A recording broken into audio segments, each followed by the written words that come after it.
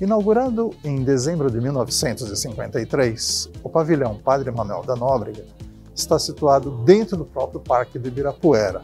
Ele era conhecido como Palácio das Nações e assim se transformou nessa maravilha arquitetônica projetada pelo grande Oscar Niemeyer, justamente em função das comemorações do 4º centenário do aniversário da cidade de São Paulo.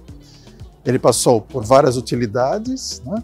E claro que aqui abrigou a segunda Bienal Internacional de São Paulo. Então a obra, por exemplo, Guernica, né, de Picasso, já esteve aqui em exposição para que os paulistanos pudessem apreciar.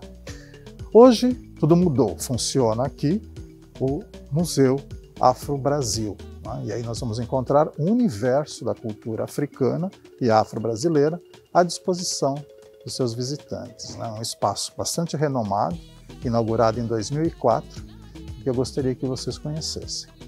Vamos lá?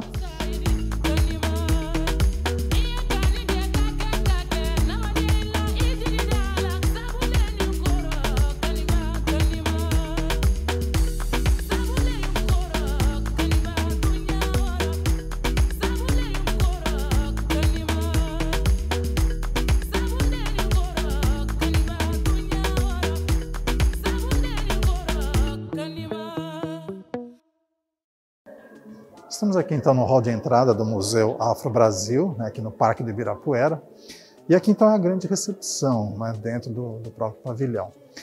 O museu, na verdade, ele foi criado em 2004, né, justamente para trazer essa proposta de um acervo, né, a princípio do Emanuel Araújo, o grande artista plástico Emanuel Araújo, que tinha 2.000 peças e cedeu inicialmente aqui para o museu. Hoje são mais de 6.000 peças, né, entre gravuras, entre fotos, objetos, né, que compõem esse rico acervo que fala exatamente, né, do universo africano, afro-brasileiro, né, e todas as raízes, né, e as ramificações que isso deixou dentro da história do Brasil.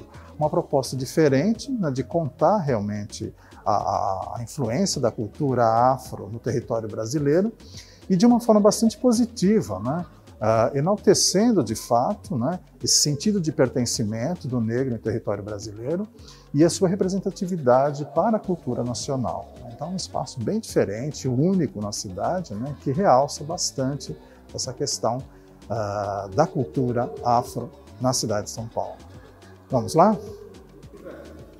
Em seus 11.000 metros quadrados de área construída, o Museu Afro-Brasil, além da exposição de longa duração, mantém ainda exposições temporárias em 2 dos seus pisos, no térreo e no subsolo. Nessa ocasião, com a exposição Esse Extraordinário Mário de Andrade, que faz alusão ao modernismo, e também uma outra exposição que aborda sobre a arqueologia amorosa de São Paulo. Sempre há novidades com essas exposições temporárias, sempre fazendo uma alusão, então, à ótica, né, africana, da forma africana de se analisar o museu como um todo. Então é importante que você conheça esse espaço sempre, não só esse espaço que mantém essa exposição de longa duração, mas fazendo esse link com essas exposições temporárias que enriquecem ainda mais a sua visita e o conhecimento sobre a cultura afro no Brasil. E estamos então aqui no espaço, né, onde marca exatamente a presença do acervo de longa duração aqui do Museu Afro-Brasil.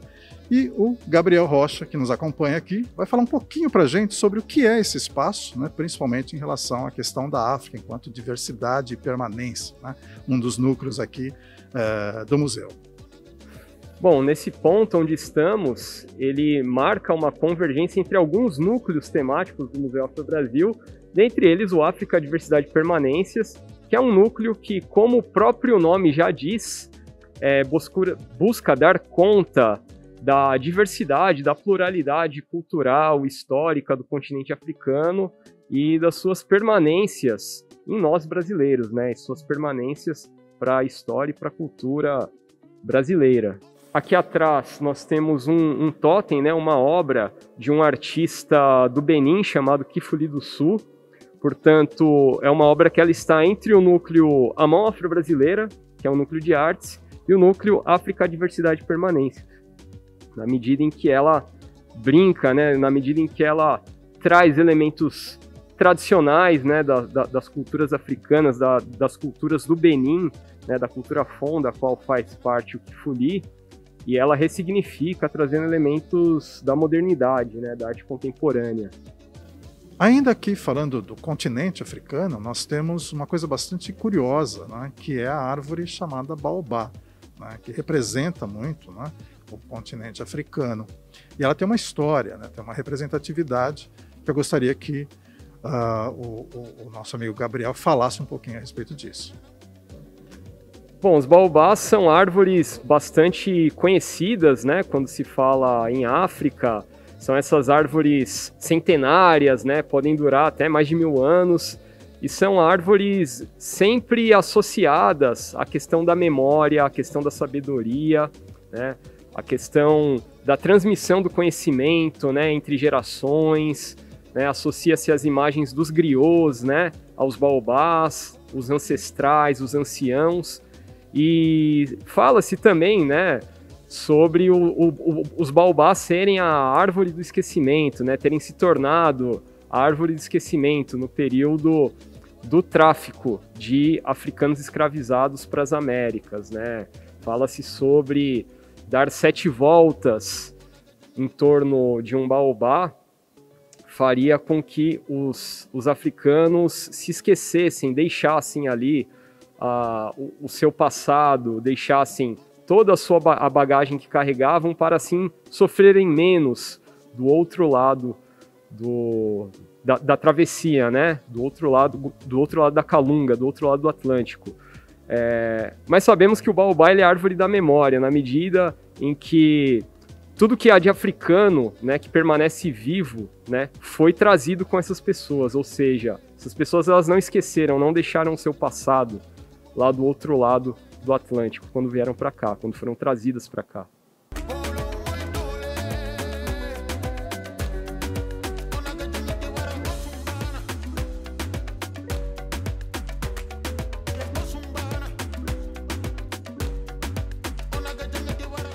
Nesse ponto, nós temos um dos eixos, né, do museu, que fala exatamente sobre trabalho e escravidão.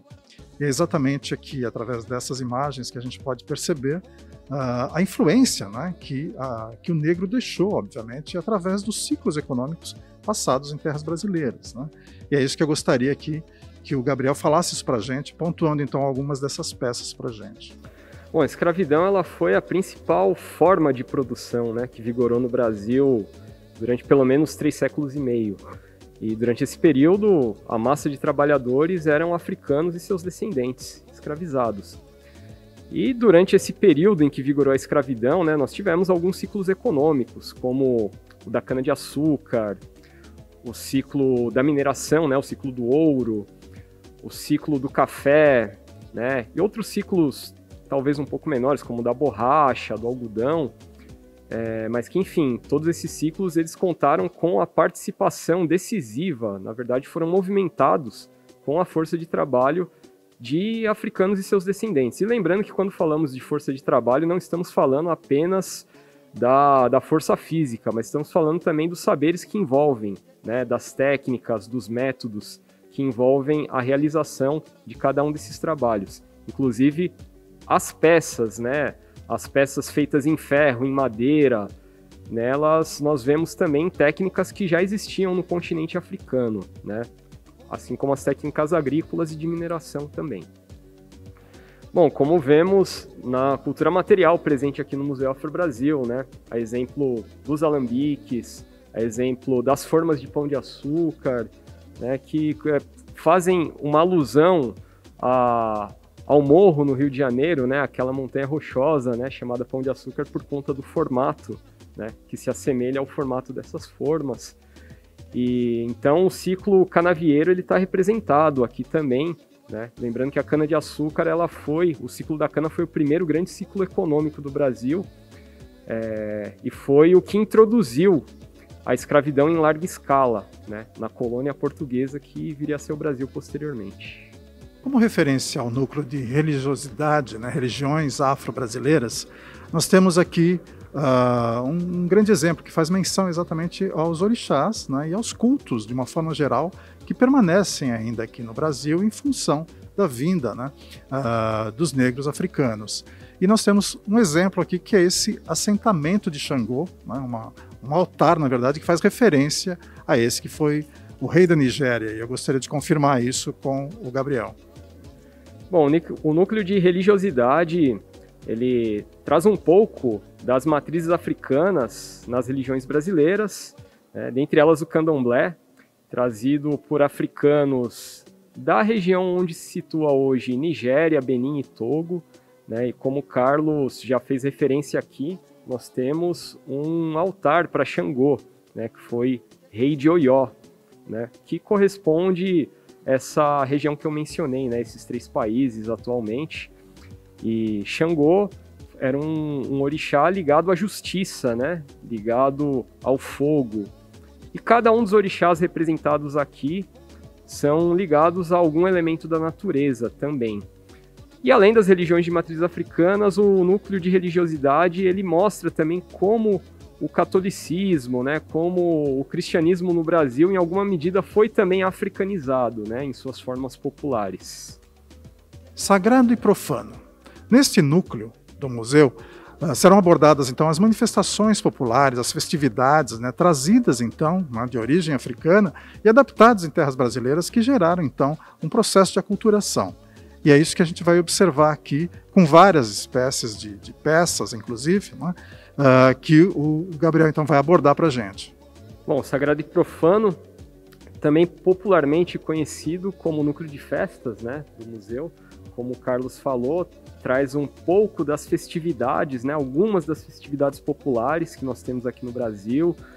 Muitas dessas festas elas seguem o calendário cristão, né, o calendário católico trazido com os ibéricos para cá, mas elas foram africanizadas, né, na medida em que elas foram se tornando, né, na medida em que essas festividades foram sendo feitas pelos africanos, né, desde o período escravista até o pós-abolição aqui no Brasil. E temos um pouco, né, de alguns exemplos dessas festas a partir dos seus instrumentos usados, a partir dos estandartes, né, a partir de roupas, né. Então, um pouco das congadas, das folias de reis, do Bumba Meu Boi, festas de diferentes regiões do Brasil. Então, venham para conhecer também esse núcleo que é bastante interessante. Já o núcleo História e Memória vai abordar um pouco sobre as personalidades, né, negras que tiveram influência e importância dentro do contexto da história do Brasil.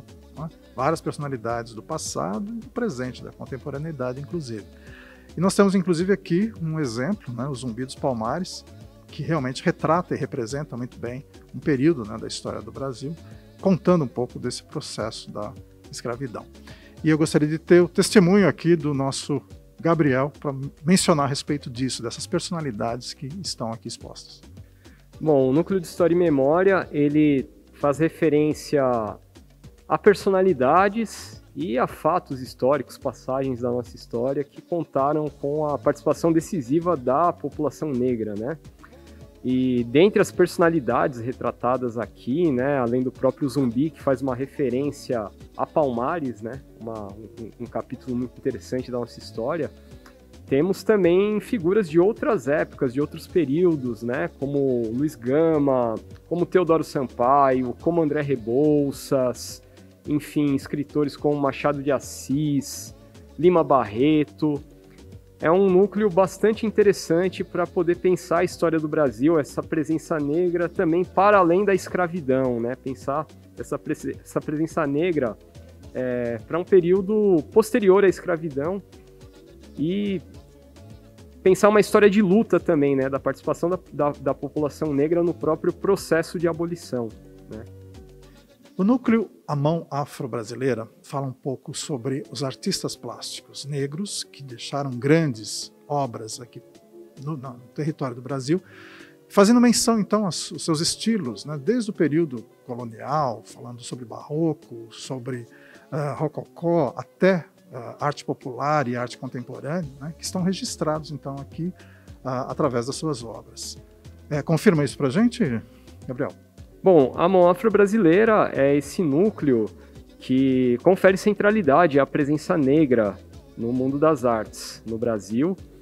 E, como o Carlos mencionou, é um núcleo que tem um recorte de longa duração, né, do barroco até a arte contemporânea, né? Então, no barroco, nós temos destaque para o Aleijadinho, o Mestre Valentim, né, alguns artistas que ficaram conhecidos, além de peças de artistas que ficaram anônimos. E passamos, né, para um período posterior das escolas de belas artes, né, entre o século XIX e começo do XX, até chegar em artistas contemporâneos como Rubem Valentim, por exemplo, Sidney Amaral e alguns artistas africanos que estão também representados aqui, artistas de diferentes nacionalidades. Além da grandiosidade e diversidade de acervo, o Museu Afro-Brasil ainda conta com alguns outros serviços, né, disponíveis aos visitantes e à população de uma forma geral. Menciona pra gente, então, quais seriam esses serviços? Bom, no mesmo piso onde está a nossa exposição de longa duração, né, que acabamos de visitar, nós temos a Biblioteca Carolina Maria de Jesus, né, esse espaço onde estamos agora, que tem um acervo muito rico, um acervo que se vincula, né, a todos os temas tratados aqui no Museu Afro-Brasil, então história da África, presença negra no Brasil, literatura. E temos também o nosso teatro, né, o Auditório Ruth de Souza, que é um espaço de eventos, de reuniões, que está do outro lado da exposição, do outro lado do prédio. E no piso térreo, onde ficam as exposições temporárias, nós temos também a nossa loja, né, que tem uma série de coisas bonitas, né, de coisas interessantes, que também se relacionam aos temas, né, que nós vimos nessa nossa visita de hoje. Ok. Bom, muito obrigado pela atenção, pela monitoria, parabéns aí pelo trabalho. E vamos realmente fazer com que as pessoas venham visitar aqui presencialmente, conhecer um pouco dessa riqueza cultural do Museu Afro-Brasil. Obrigado e visitem o nosso museu, estamos esperando vocês de terça a domingo, das 10 da manhã às 5 da tarde, tempo de permanência até às 6. Muito bem. O museu então fica no Parque de Ibirapuera, né? Avenida Pedro Álvares Cabral, portão 10, né? Neste horário aí, recomendado então e indicado pelo Gabriel para visitação. Esperamos vê-los no nosso próximo episódio.